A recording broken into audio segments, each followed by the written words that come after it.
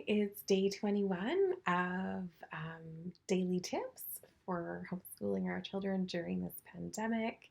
And it's Amber Scotchburn, tutoring with a twist. And today I'm wrapping up our last couple talks on money. We're talking about money, one, because it's in a pandemic, or sorry, we're in a pandemic, and it's probably top of mind for a lot of people, and that it can relate to so many subjects at school. And why not take this time to give your kids these wings so that when they do leave the house eventually, they are super prepared to deal with money because it's not necessarily taught in school. And we have all this time on our hands with them, haha.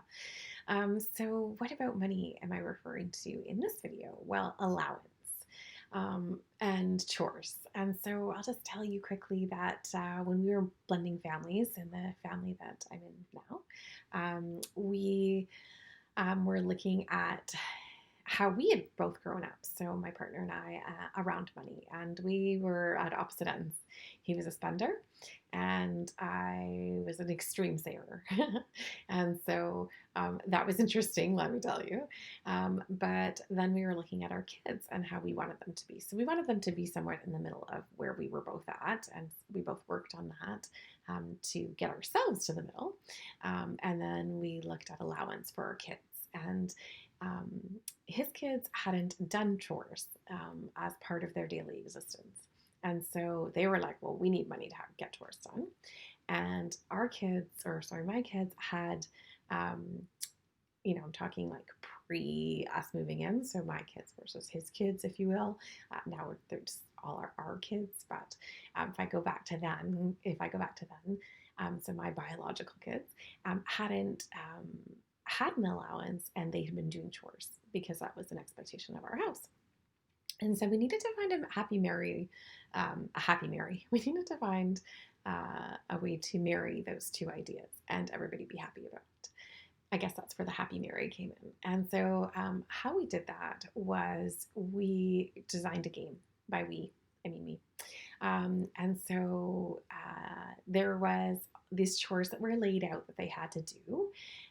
And they were things like, tidy your room, clean up from dinner, prepare dinner, maybe clean a bathroom. Anyways, there was different chores on these popsicle sticks.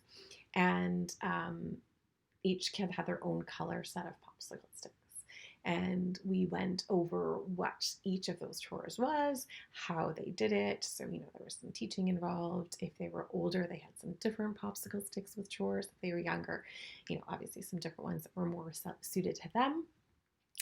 And because I didn't want it directly tied, so allowance directly tied to chores, because for me, I thought you need to just do these things. You're part of the house.